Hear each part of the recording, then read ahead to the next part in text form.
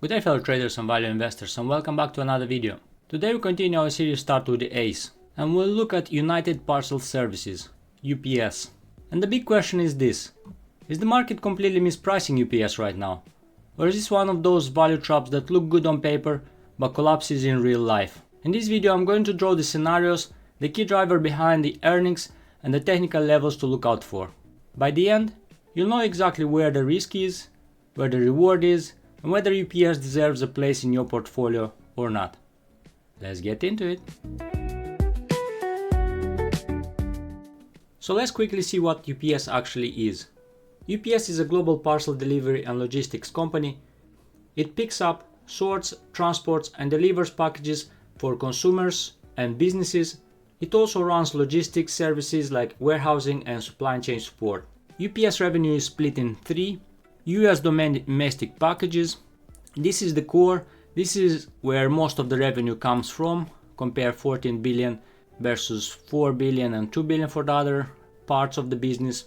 If this segment is healthy, UPS is healthy. If this segment struggles, the entire company feels it. Then there is international package. This is cross-border shipping, higher margin historically, but much more sensitive to global trade, tariffs, and economic cycles. When the war slows down, this segment feels it first. And then there is supply chain solution or other. This is the warehousing, logistics, and contract services side of the business.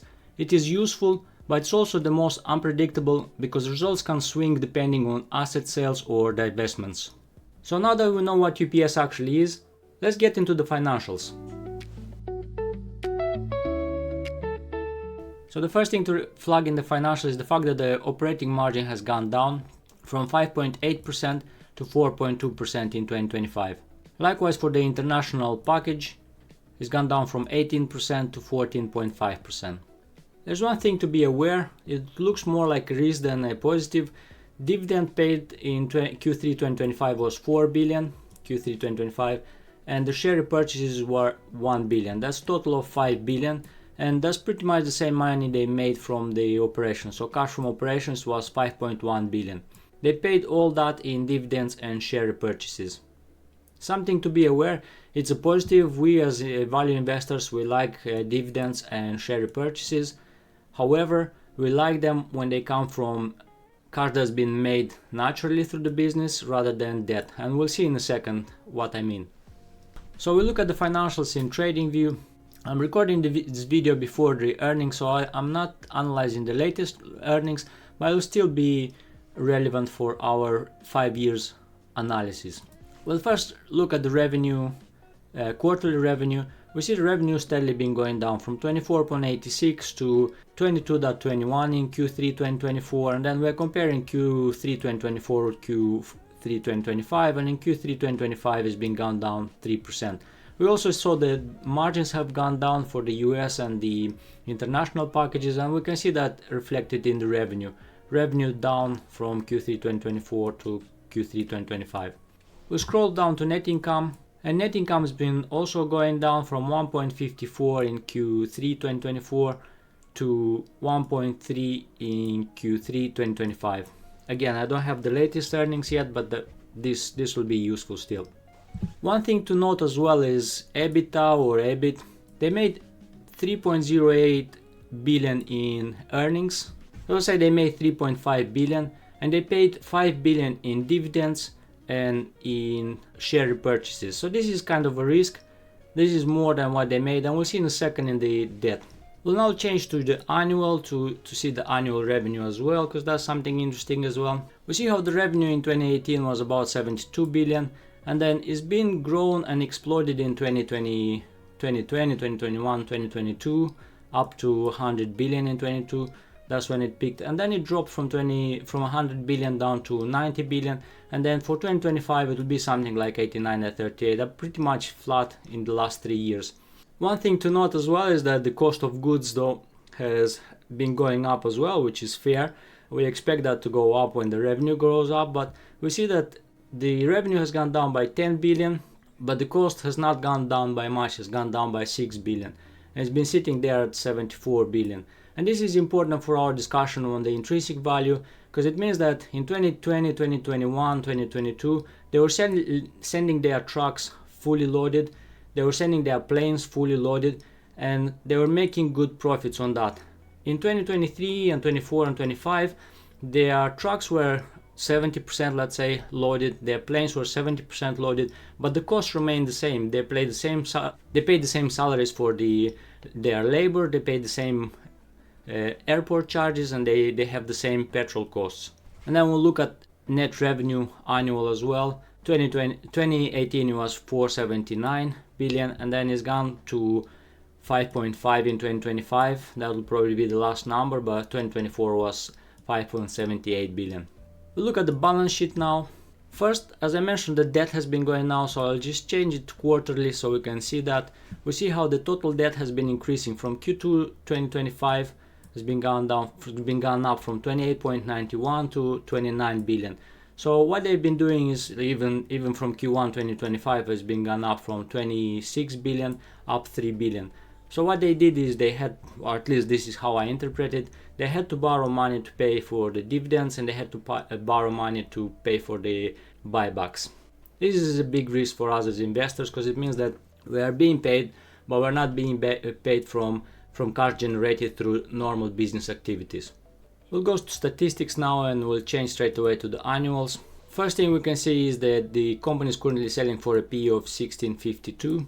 If we look back as well, we can see that it has been selling for 14.6. So for my bear case scenario, I've used the multiple of 14. In the last 10 years, I've seen I was selling for multiple of 14, and for a base case scenario, use multiple of 17. We see that it's been selling for a PE of 17 in the past. It's currently selling for a PE of 17, and that's in line with the peers. We'll scroll down a bit, and we can see that how the margins have been steadily going down from 19.7 in 2018. They've peaked in 2022. They peaked in 2020 actually, 25.8. And then they've been going up a little until 2022, and then steadily decreasing since 2022. They decreased to 17.67 for the current year. And finally, current ratio is not too bad, 1.3. I like to see it at 1.5 minimum. What this means is that they have $1.3 of current assets for every $1 of current liabilities. And we can see that the debt is high. We've already discussed that they had to borrow, or at least it looks to me like they had to borrow to pay for dividends for the buybacks. The debt to equity ratio sits currently at 1.85. I like a maximum of 0.5, anything below 0.5. So it means that they have quite a bit of debt, and we've seen that increasing as well. So the number shows that the business is under pressure, but not broken. Now let's see how much should we pay per share by running EPS through our calculators and the 3 case scenarios.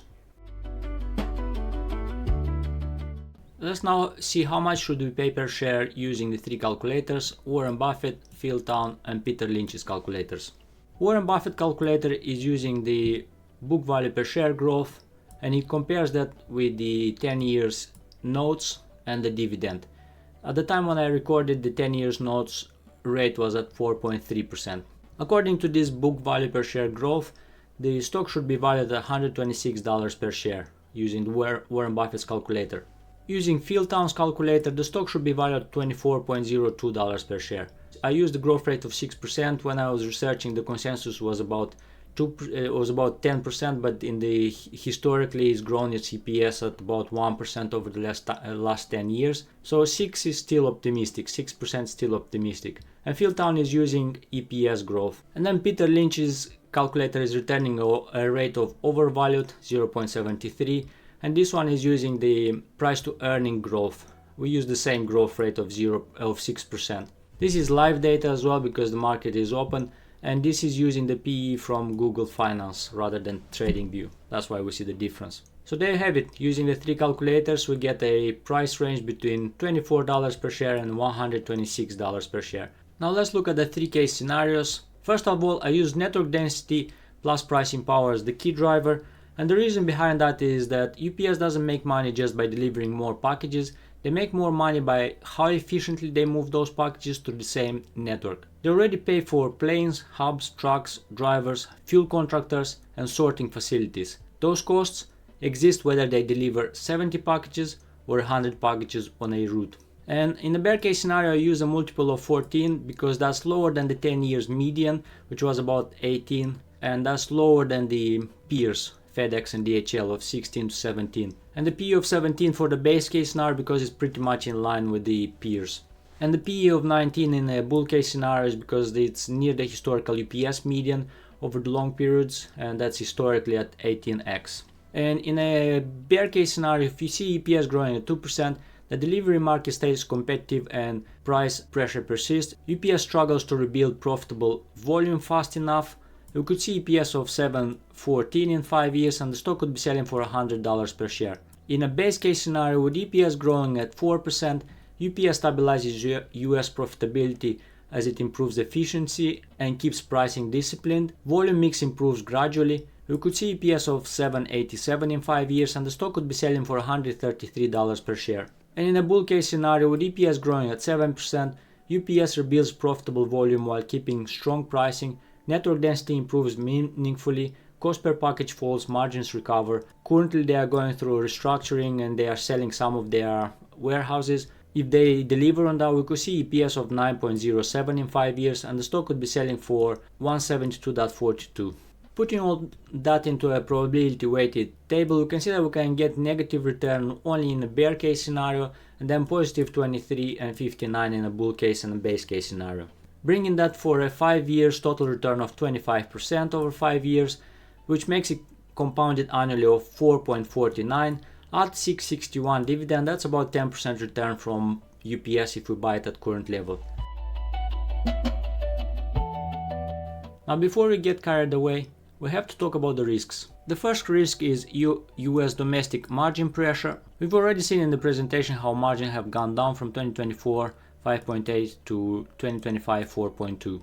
So if the volume stays soft or if UPS is forced to cut prices to stay competitive, then the entire earnings story starts to break. Second risk is labor cost and labor relations. UPS is not a lean tech company, it's a labor heavy operations, drivers, warehouse staff, pilots, logistics team. So if wages keeps rising faster than pricing, or if labor relationships turn tense again, margins get squeezed even if revenue looks fine on the surface. The third risk is financial engineering masking operating softness. Things like sale leaseback and one-off adjustment can make profit look better for a quarter or two, but they don't fix the core business. Long-term value doesn't come from accounting gains, it comes from moving more profitable packages to the same network. Then finally, interest rates and debt load. We've already seen that they went into debt to pay for their dividends and for their buybacks. That means high interest expenses going forward, which quietly eats into the profits, even if revenue starts to recover. And the next session is where we bring it all together, because now that you know the business, the pressure points, the intrinsic value and the risks, it's time to see what the chart is saying and visualize that risk-reward ratio. Let's put this all on the chart and have a look what the chart is saying based on our levels. Before I get to place the RRR, I will zoom out first to discuss the previous support and resistance levels. We can see that the $67 per share was a strong support level in the past in about 2018-2019. The bulls have supported the pricing here. They bought it and they pushed it upwards. We see how in 2020 the share price have broken through the next level, which was 93. It was a strong resistance level in the past and it broke with momentum through it. Thus, during the pandemic, when we were all at home and we were buying things online, UPS have done pretty well around that time. The next little level was about $130 per share. If you remember, this was the level from the base case scenario. It found some congestion in here but pierced through it without any troubles. It came back to this level but it continued downwards after that one. We can see that after the peaks, the post-pandemic peaks, the stock has moved up only to find the resistance at about $200 per share, I believe in here, and this level was about $180 per share. From there it moved in a downtrend. We can see lower highs, lower lows, lower highs, lower lows, lower highs, lower lows. What we can see lately, since the end of August, about beginning of September, we see that it's bottomed up at about $80 per share. The stock started turning, the ATR dots started printing below the bar, which indicates that there is momentum upwards, the bulls are in charge, and it's likely that the stock will continue upwards. This doesn't necessarily mean that it will happen. We can see in the past that ATR printed below the bars, but the stock continued downwards. Likewise in this area, continued downwards. However, we can see that on MACD, we can see MACD was below the zero line. MACD was below the zero line when this one's happening. Whilst what we're seeing currently, we're seeing the MACD is moved not only above the zero line, but it's also above this 50% line, which indicates strong upwards momentum. We can also see that the signal line is moving upwards, and then we can see how the histogram bars are slowly moving upwards as well. So all these are positive signals to see. And now for the interesting part, let's put the risk reward on the chart. If we remember correctly, the $100 per share, let's just do it this way. The $100 per share was the bottom, 10001 I believe it was, and then the top, the profit level, the reward was about 172. I can't remember the last digits. So if we put it like this, we can see that we can get about 775 risk rewards. And just a reminder where these levels came from. This was the bull case scenario from our 3-case scenario analysis, and the $100 per share was the bear case scenario from our 3-case scenarios. So as a conclusion on the chart, it looks like the chart is bottoming up. It bottomed about $80 per share. We defined the risk rewards, 100 for the risk and 172 for the reward. The 775 risk reward is asymmetric. Now you get to decide what to do with this information. So let's bring this all together. We started this video with one simple question. Is UPS mispriced opportunity or a value trap? And after breaking down the business, the financials, the risks, the valuation scenarios and the chart, here's what we know. UPS is a high fixed cost machine that lives or dies by how full it keeps its trucks and planes. Right now, that machine is under pressure, but not broken. The market is pricing UPS like growth is finished, but our scenario model shows something very different. Using the 3-case scenarios, the downside from here is limited, while the upside if the business simply normalizes is much larger. Bear in mind this is not guaranteed. If you enjoyed this analysis and found it useful, hit the like button, consider subscribing, and let me know in the comments below what stock you'd like me to analyze next on Fundamentals in Motion. Thanks for watching.